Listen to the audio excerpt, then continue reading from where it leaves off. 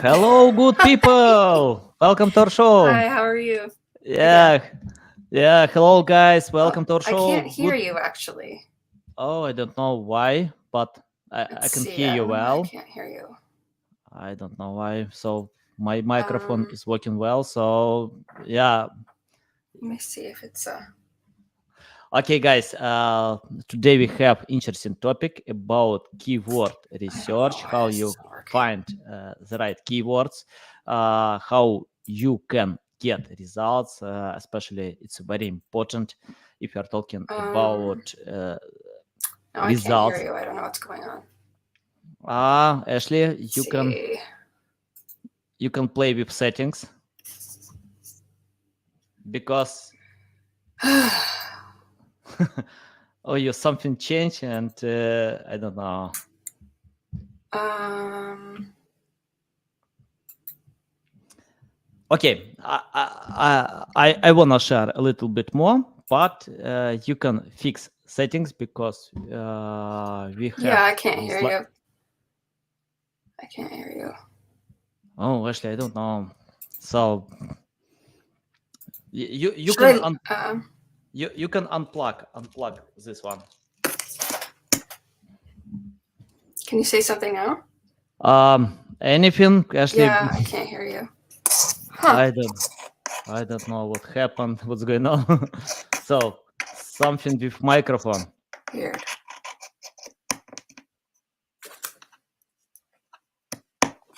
Oh, sorry, guys. What happened? I don't know because we had the chat before the podcast, but it happens. Anyway, let me tell more about keyword research.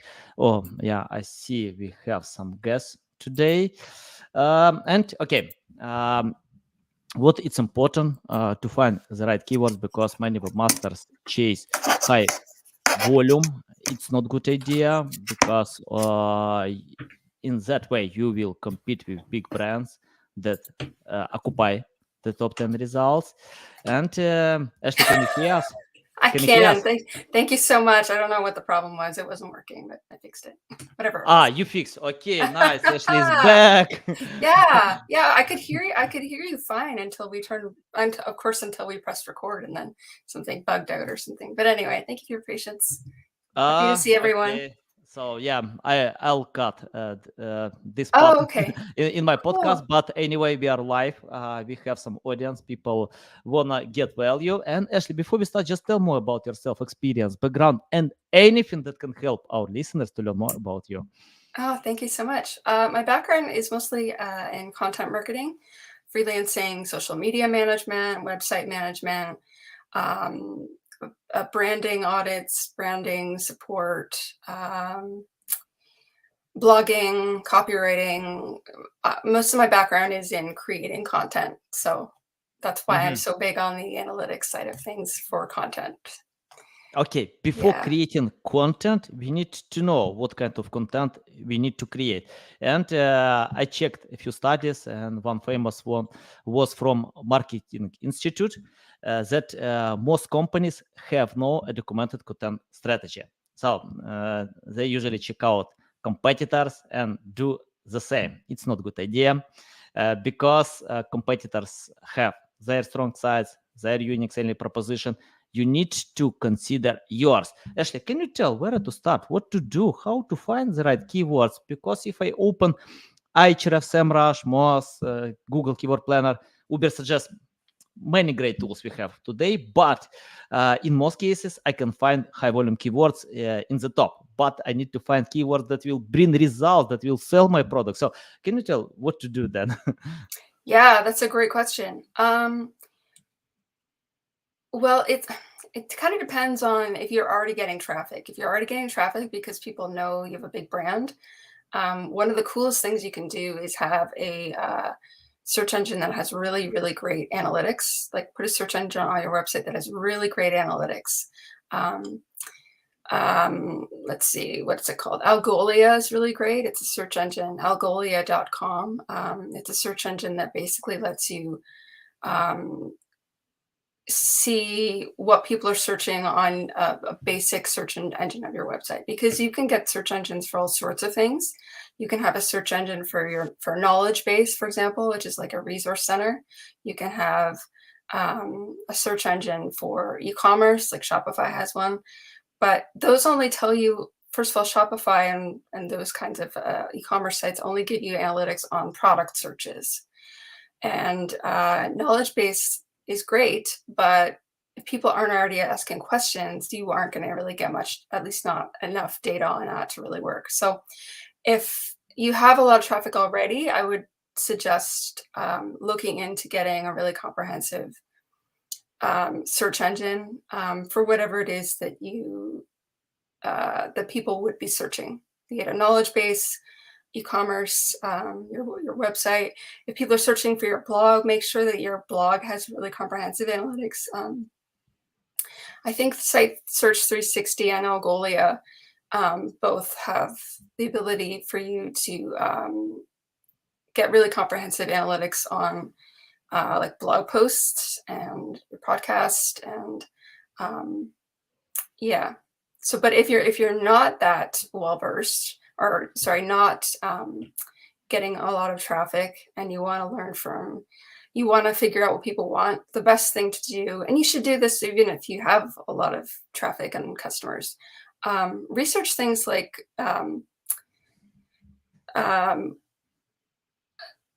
questions people are asking about certain brands. So for example, if people go onto Quora, Quora, and ask questions about,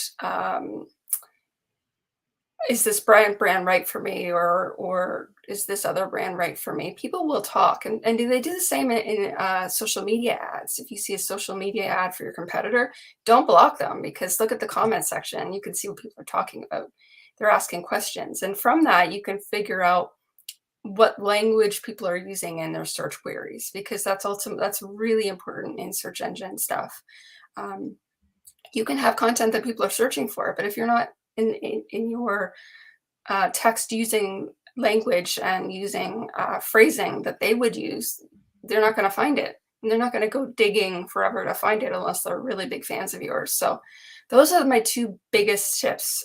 Make sure that you're doing like high level competitor research, but researching like what people are saying about competitors, and what people are saying about certain products, what people are saying about certain problems that your company solves. That's another big one, because that's ultimately what people search for. And if you're going to be discovered by search, chances are it's going to be because people are searching their problems and their questions. And yeah, just keep track of how they're talking about it. Yeah, that's my biggest tip. Never Ashley, assume that an industry keyword is what people are searching, because it's probably not.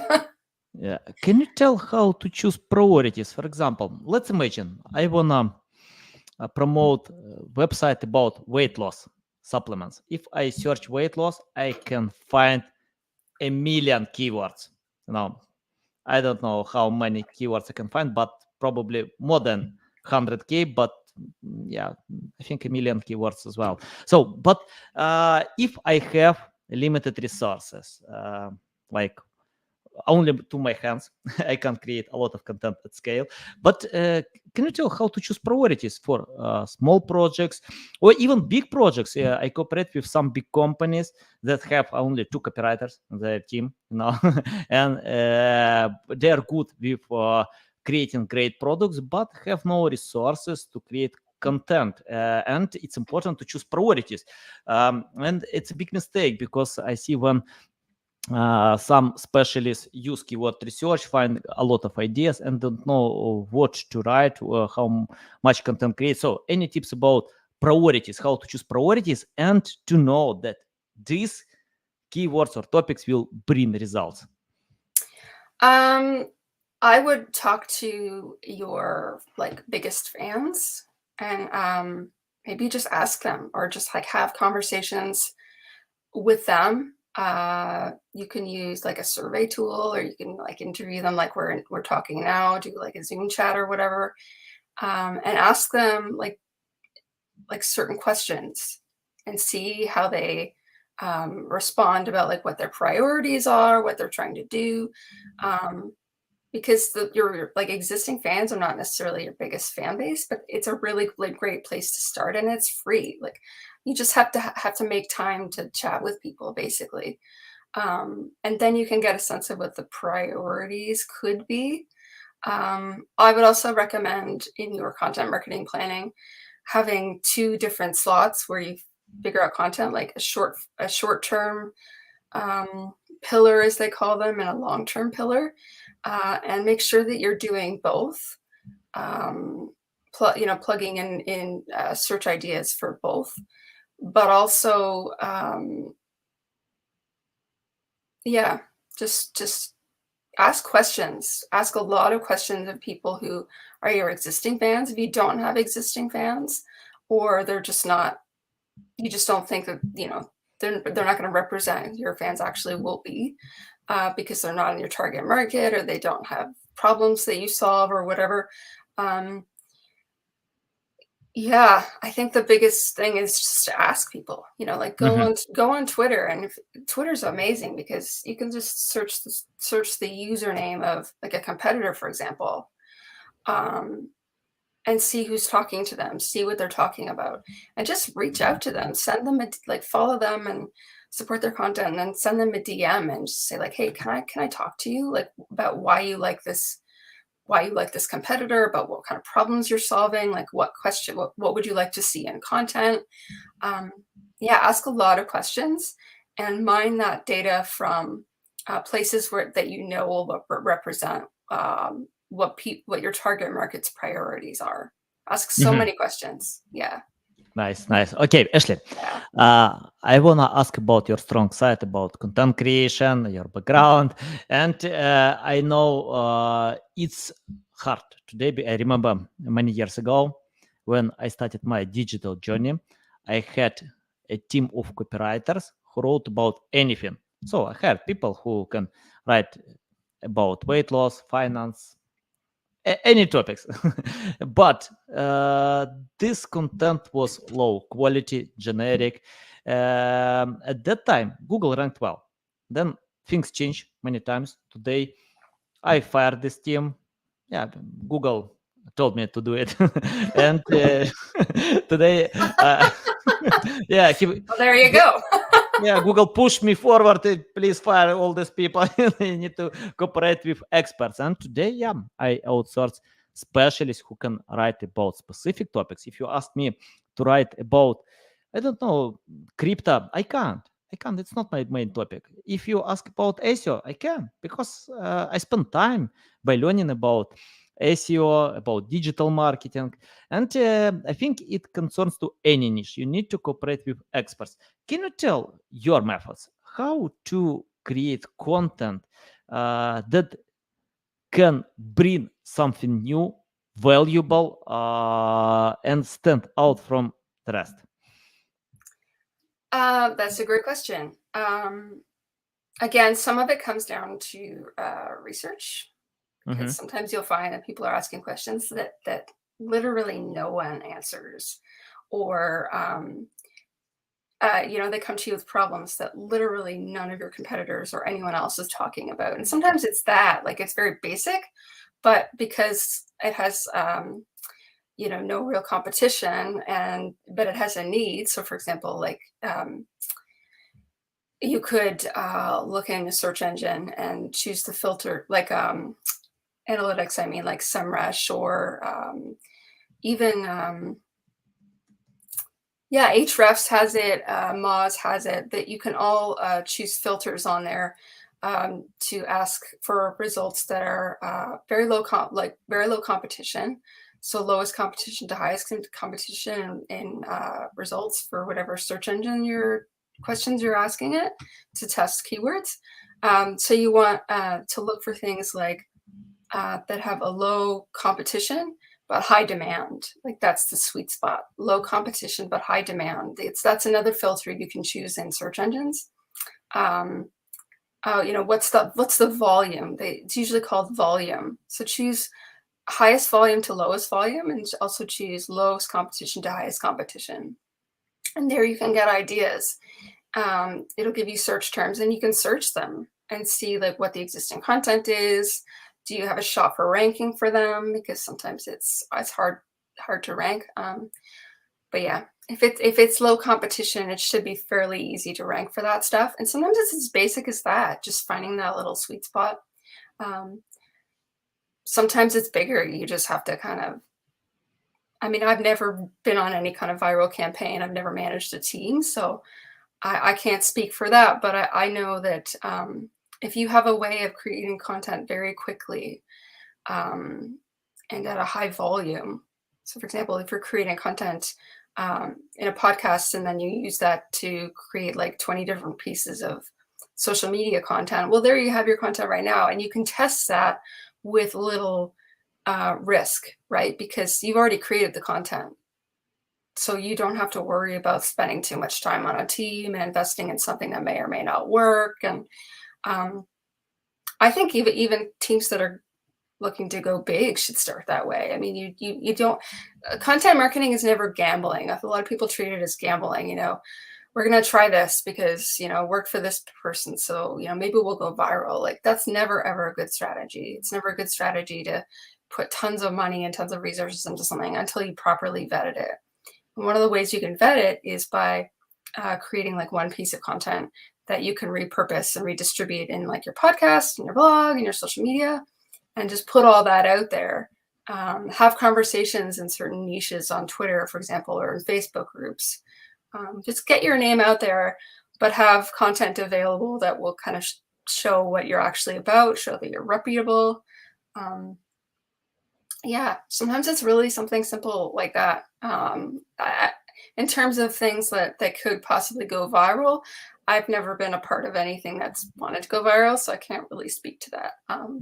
But I think like you're saying, like even companies like I think I read Zapier has a really small team, like 11 people or something, and they get millions of people in traffic, and they don't have a big content team. Yes, they get people who write guest posts and things like that because it gets so much traffic and there's so much value in that. But yeah, don't think that you need to invest tons of money and have a big team like that. I'm actually writing a book partly to kind of dissuade people from doing that. Yeah. Yeah, Ashley, It's I want to ask about your writing style. It's interesting. Bounce rate is high at any content, video content, website content. People bounce fast. Even if you share value, it doesn't mean that you can win attention. And it's important to do it in the beginning. So you need to provide a hook and retain until the end. For example, I like marketing books that was written before digital. For example, Joe Sugarman wrote a book, How to Retain Longer, and get attention until the end. Yeah, great book. Tell your methods. How to write content, because it's not only sharing value. It's important to be non-boring, creative, interesting to read, and if you can find the way how to do it, yeah, users never bounce. So tell your methods how to do it. Well, I haven't been actually creating content that much. But it's interesting that you asked me that because I'm starting to get into Instagram as a way of like sharing little mini tutorials and mini tips on how to get value out of something. And I'm going to do the same on YouTube as well. But yeah, that's an interesting question because I find the same. I mean, people are interested, but I don't know if they're like interested from the beginning or not. I don't know. I have a great sense of humor, so it should be easy for me to create hooks, but I've just never. I kind of just go by what like people say in the comments and if I get traffic or not. But I haven't been creating enough content to really say if I have any trends in what I do or how I test things. Well, that's something I do actually. So like if I find that people aren't receptive to something, I just don't create that kind of content again. I just make a shift. It may be a little rushed because who knows, maybe there's other reasons why people are checking out, but yeah. Yeah, okay.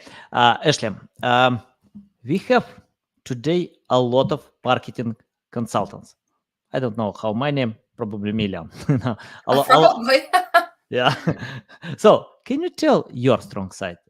Why you are better than many other experts in marketing who can lead some projects in the right direction? So you can help with marketing to consult companies. So tell your methods how you can give something different and show the right way to go. My biggest strong side, I'd say, is that I help people maximize, or I show people how to maximize really small resources. So, for example, if you literally have no money for marketing, you can do things that I recommend. I haven't done actual like one-on-one or group consulting in a while, but if I were to do that, that would be like that would be what I would try to do to hook people. Like I'm someone you go to if you want to be successful in terms of like getting people to like the consideration stage of the sales process.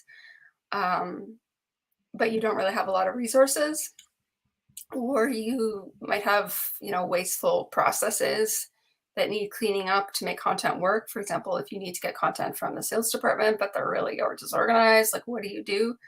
Yeah, I'm really good at figuring out like how to maximize small resources. Partly just because I myself, like I'm a freelancer and I have neck problems, so I can't be on the computer all day. Like I have to make sure that every time I'm on the computer, I make it count. So a lot of it is just not only maximizing small resources, but figuring out key performance indicators that show you if something is not worth pursuing on a grander scale. And by grander scale, I don't mean like hiring a bunch of staff or whatever, but say if you want to create a content calendar, well, don't create. This may be controversial, but I always say don't create a content calendar unless you know what's working. Mhm. And then you're just creating something that already has some legs to it. But yeah, I'm someone you go to when you don't really have a lot to work with and you're like, or you might have wasteful processes and you're losing money in marketing and you're not sure why, or content marketing and you're not sure why. Like, yeah, Mhm. I'm a good Yeah, person. interesting. Interesting. Yeah, I Yeah. think it depends because I have my calendar, but for me it's hard to stick with this calendar, because many other things to do. So sometimes I can write an article for a few months because I have no time to write this article. uh, and yeah, I think it's better to have some discipline, but if you manage many uh, various projects, it's hard. But Ashley, anyway, can you tell about KPI, how to calculate this metric? Because in marketing it's hard to get the accurate results, and it's better to have the right estimation because it depends on the projects, on the traffic. Many things can impact to the result. So tell your methods how to calculate KPI. Yeah, so I must disclose here that I'm going to recommend a product that I am an affiliate for. Just bear that in mind. Um, so one of the things you can do is use a tool like DataBox. I don't know if you're familiar with DataBox. It's Yeah. basically a way to get more comprehensive analytics from how people use your website. You could probably get other kinds of analytics that I just don't know about, but anyway. Um, and what actually I'm creating a YouTube video on this very soon, but I'll tell you. So Help Scout, which is another company I'm an affiliate for, full disclosure, Mhm. um, that's a knowledge-based software. A knowledge base is like a help center for a website or product, I mean, on a website. And it has KPIs for things like, has this person searched for something and that search didn't get any results? Um, you want that to be a low incidence. Like you don't want that to be like a lot of your traffic comes from people who are searching for something and actually not finding it. So that's one kind of reverse KPI you can look at if you have a knowledge base, for example. But again, like with Algolia and Site Search 360 and other comprehensive search engines, I'm sure they have similar results. Like they show you what people are searching but not getting results for. Mhm. So it's kind of a reverse KPI. It's like trying to figure out like trying to get alerts on things that are not working, like and get those alerts early on in the process is really, really helpful. In terms of like actual KPIs, like positive KPIs, I call them. Um, that's uh, that's also pretty easy in DataBox, for example. Also in Help Scout, for their integration with DataBox, you can find things like what other pages of the website are people looking at before they, after they look at this thing that they landed on. So landing, meaning the first thing they come to your site in the search to see. Do they look at other pages?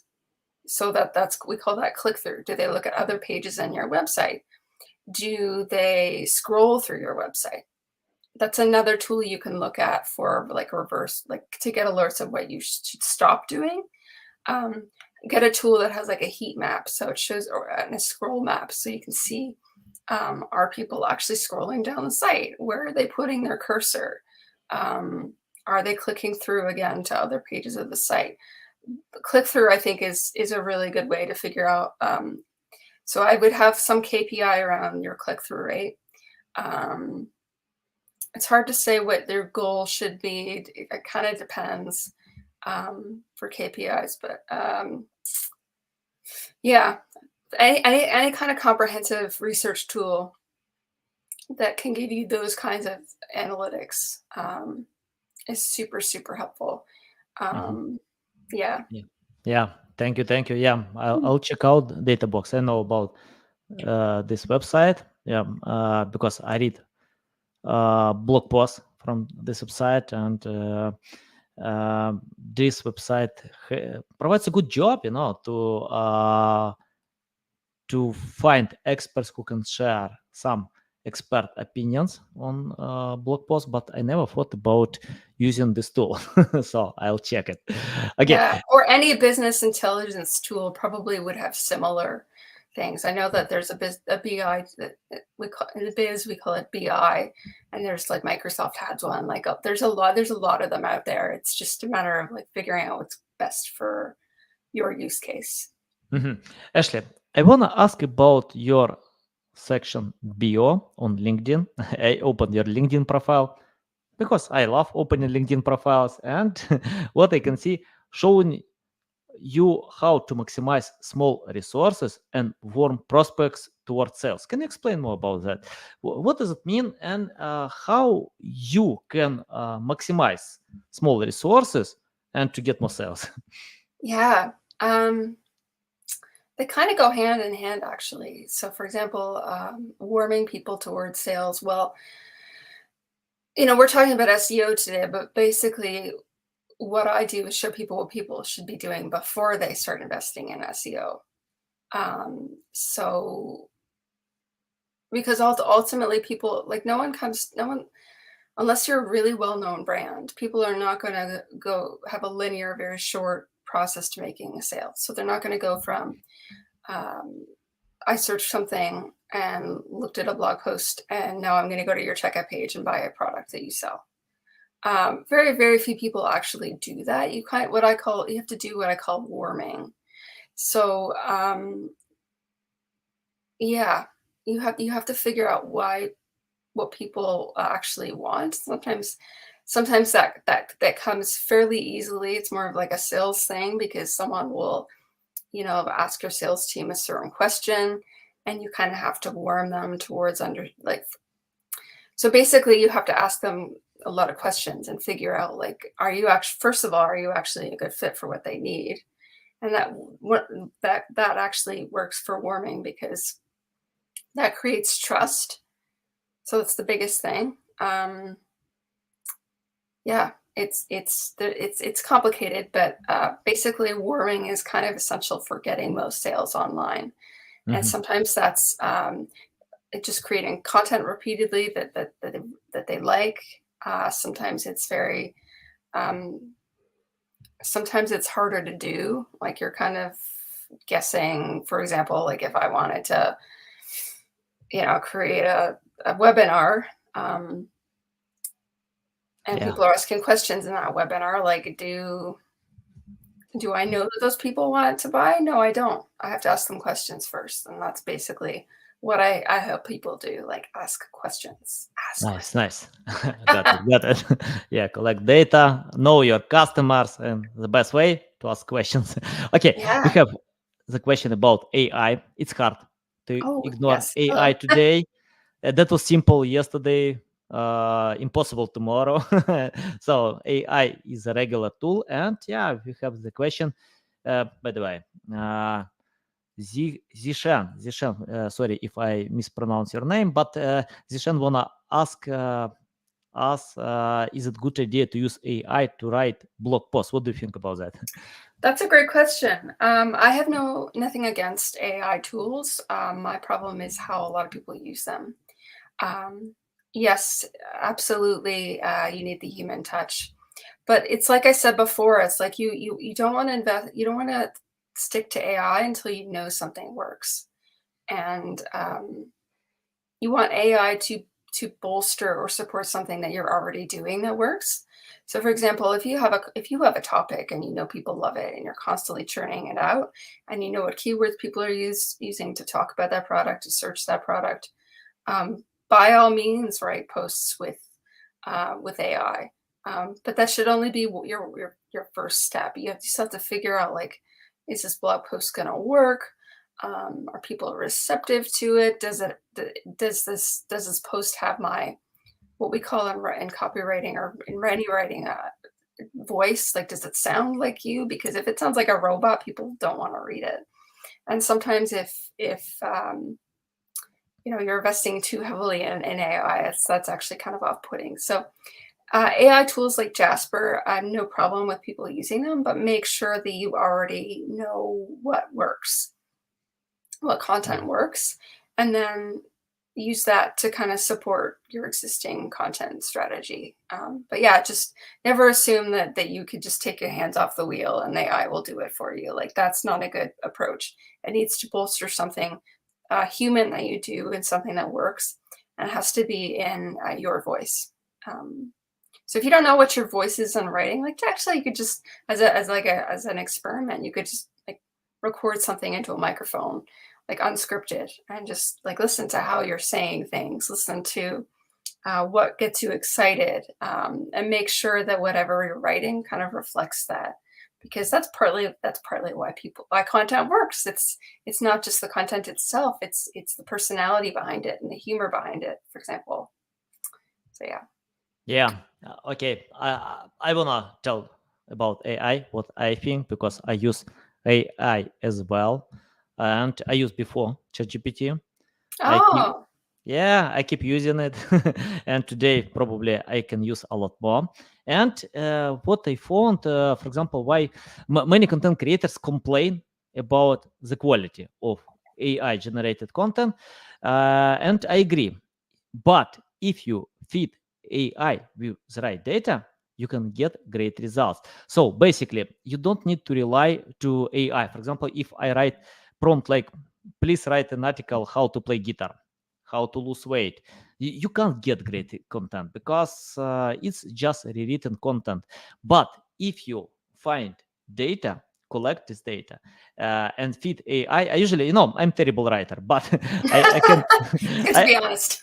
yeah, but AI can help me convert my bad writing to good one. And what I do, I collect data, I write a bad article with many grammar mistakes, but and ask AI, please convert to a great article by using data about my readers. For example, I can submit demographic data, their interests, and AI can understand it. And for example, I usually edit press releases on AI. We got mentioned on CNN, Business Insider, Forbes, many great websites, because of editing on AI, but I don't generate from scratch. I just edit content, so you can Mm. collect data, feed AI, and if you wanna write great blog posts, just provide this job manually. I mean, like collect this data, learn a lot more, and just edit content on AI. You can find some ideas on AI as well. But yeah, I love editing, and it works well for me, for my side. Awesome. I've actually Yeah. never used ChatGPT, but I've heard great things about it. And I think like any AI, it only works if you're feeding it really good stuff, if you're feeding it really comprehensive stuff, and you have other things to make it valuable, like you're saying, like you plug data into it, data that you know is of the person you're trying to target, that it represents that person. Mhm. Um, and I think it's great that even people who don't write well, or people who might have like a some sort of literacy issue, or their English is not their best language, and you can use it to fix your grammar. And I'm sure you actually could learn English better actually if you do that. So thanks for the Yeah. tip. I'm totally going to try that. Okay, thank you. So yeah, and for me it's important. I mean, like about learning English, it's my third language. Yeah, and I started to learn English too late. Uh, Ah, yeah, but yeah, I keep learning, and I love this language. Okay, anyway, Ashley, I want to ask about your experience. Let's imagine you started today from scratch without any experience, knowledge, skills. It's your first day in content creation. What will you do today differently if you need to do everything from scratch? that's a great question. Well, I've been doing this for about 10 years, and when I started, I didn't have things like ChatGPT. I didn't have a lot of SEO knowledge. I'd I'd probably start from see, that's a difficult question for me because I have a professional writing degree. I've Mhm. been writing my whole life, so I'm trying to imagine like what I would do if I was really new to content. Well, I really loved writing a blog. I had a blog for, I still have it all actually. I really, really loved like getting feedback from people, and then writing content based on like what people wanted, what people didn't want, what I found other people were talking about. So I think I'd probably do the same. Like if I was starting a content marketing career, I would just like literally just start writing content, because I mean, yeah, it might not be the best, but literally no one cares. Like people get really self-conscious about, it's people will judge me if it's not professional or if there's grammar errors or whatever. It's like literally no one cares. If you have something to say and people, you know, want to hear opinions or whatever, they're going to listen to you, whether it's good writing or bad writing, or whether the content could be done differently. No one cares. It's like just honestly just write about something that you care about. Write about something that yeah, Mhm. yeah. Yeah, Just try it. Don't be self-conscious. Just get out there and try it. yeah, nice, nice. Yeah. And I have my final question about the future. Ashley, I wanna ask you, take your crystal ball and let us know what kind of future will be in content creation, because we have AI today. Apple is going to launch headset, augmented reality will come. I don't know, virtual reality might take some place. Chatbots can uh, replace. Of course, I'm not sure that chatbots can replace completely search engines, You but never know. yeah, we never know. It's unpredictable. Anyway, to take some part of search. So tell what kind of future will be in your vision Like the future and content in general. in content creation, yeah, and Oh, how we content can creation. adapt today to this possible future. Um, Well, I think it's gonna be kind of grim at first. I think, you may have noticed that a lot of people think that AI is just like something that can replace writing. And so they basically just like, I think a lot of people are not going to learn that doesn't work. And I think that's going to be more and more common. And I think there's going to be a breaking point where people realize, I miss like human content. I miss content that was actually real, not just made up by some machine. And then we'll come back back to more of like a human side, and AI will kind of support that.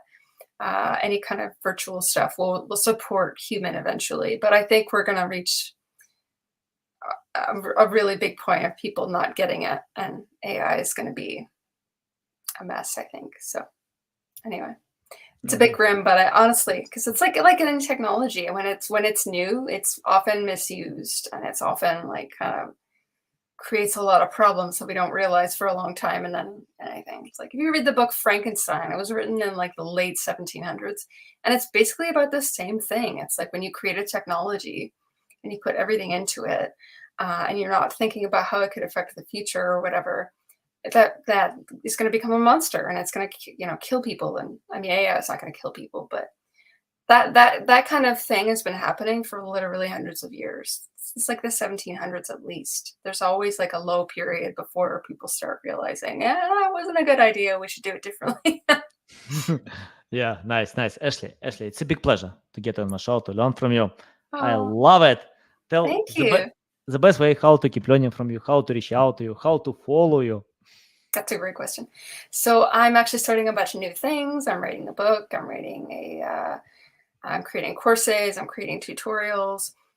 You'll be able to find everything, all of that, at my website, ashleyashbee.com/learn. It's not up right now. I only have one YouTube video, so I haven't put it up. But if you go to ashleyashbee.com/learn, there's a little subscription box where you can subscribe to get my content. Alerts about when it's done, when it's released, all that stuff. So yeah, just subscribe to that and make sure that you, I can't remember if I have it set to, anyway, you probably need to confirm your subscription by email after you subscribe. But that's the best way to figure out what I'm doing. But yeah, I'm motioning my business to more like an education side and consulting, rather than just doing, services for people, which is great, but I don't know. I love the product side of life. Yeah. Zishan, sorry if I mispronounce again your name.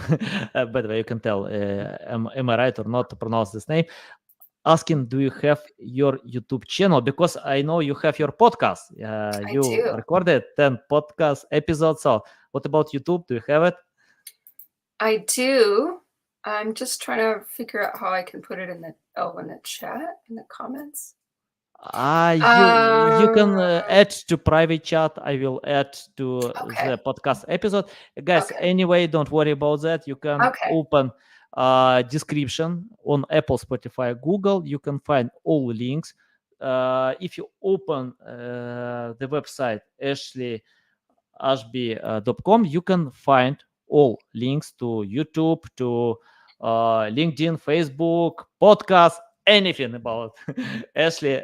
So yeah, no Yeah, there's worries a about. little YouTube icon on there. Just make sure it works. It does open my channel. So if you look at the little search engine like thing, you'll see it. Okay, yeah, nice. Thank you, Ashley. It's a big pleasure again. Love it, so valuable, guys. I recommend to anyone to listen to audio podcast with Ashley, to subscribe to YouTube channel, to wait for a book, about content creation, marketing. So excited about that, and thanks a lot for spending time with us. Thank you so much. I had a great time. Hi, everyone.